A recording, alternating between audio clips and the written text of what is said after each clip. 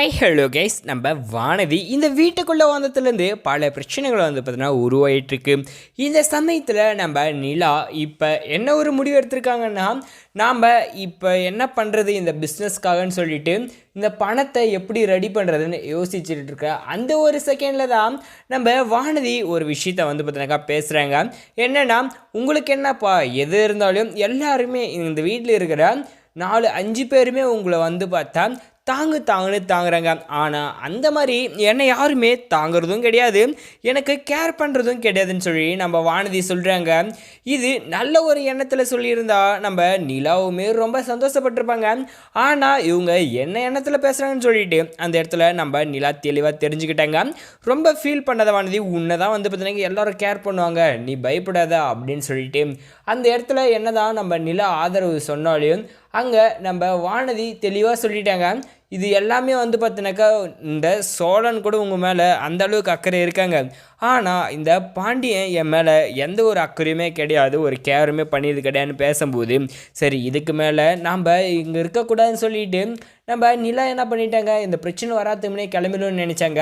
கடைசியில் நம்ம பாண்டியனும் வந்து பார்க்குறாங்க, ஐயோ இவங்க 2 பேரும் ராங்காக வந்து நின்றுட்டுருக்காங்களே, இவங்க 2 பேரையும் ஒன்றா விடக்கூடாதுன்னு சொல்லி இவங்களை பிரியறதுக்காக வந்தாலுமே அந்த இடத்துல நம்ம பாண்டியன் என்ன பண்ணிட்டாரு, இப்போ வர அந்த செகண்ட்லேயே இந்த நிலா அங்கேருந்து கிளம்பி போயிடுறாங்க.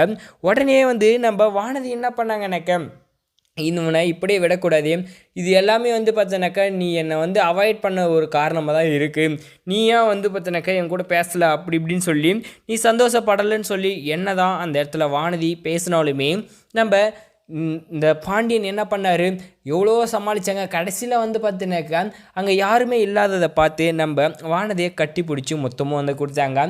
இப்போ சந்தோஷமா அப்படின்னு சொன்னாலும் இல்லை, ஒன்றும் தேவை கிடையாது, நீ வந்து என்னை ஏமாத்துற அப்படின்னு சொல்லிட்டு அந்த இடத்துலேருந்து நம்ம வானதி கோவப்பட ஆரம்பித்தாங்க.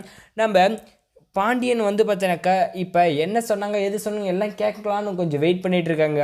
இவங்கள வீட்டை விட்டு எப்போ அனுப்ப போகிறீங்க, எப்போ இந்த வீட்டை வந்து பார்த்தீங்கன்னா நீங்கள் எனக்கு வந்து பார்த்தீங்கன்னாக்கா எழுதி வைக்க போகிறீங்கன்ற மாதிரி வந்து பேசிட்டாங்க. எதனாலனா அவளுக்கு தான் உரிமைக்குதா, அவளுக்காக நீங்கள் இதை விற்பீங்களா, அதை நான் வந்து ஒருபோதும் விட மாட்டேன் அப்படின்னு சொல்லி அந்த இடத்துல வானதி பேச ஆரம்பிச்சிட்டாங்க. அப்போ தான் நிலா திரும்பவும் வராங்க. நீ நினைக்கிற மாதிரியெல்லாம் எதுவும் நடக்காது வானதி, இந்த வீட்டுக்கு உண்மையான மருமக நீ மட்டும்தான், அதை மறந்துடாத அப்படின்னு சொல்லிட்டு தெளிவாக அவங்க சொல்லிட்டு போகிறாங்க. அந்த சமயத்தில் இல்லை நீங்கள் எல்லாம் துட்டுக்காக தான் இங்கே இருக்கீங்களா அப்படின்னு பேசுகிறாங்க. அந்த செகண்டில் கோவப்பட்டு நம்ம நிலா வானதியை கை நீட்டி கன்னத்திலே அரைஞ்சிடுறாங்க. என்ன வார்த்தை பேசுகிற நீ அப்படின்னு வந்து சொல்லிட்டு இதில் நம்ம வானதிக்கு விழுந்த அடி ரொம்ப சூப்பர் அப்படின்னு நான் நினைக்கிறேன். உங்களோட கருத்து என்ன அப்படின்றத கமெண்ட் தெரிவிச்சுட்டு வீடியோக்கு லைக் போட்டு நம்ம சேனலையும் சப்ஸ்கிரைப் பண்ணிக்கோங்க. தேங்க்ஸ் ஃபார் வாட்சிங்.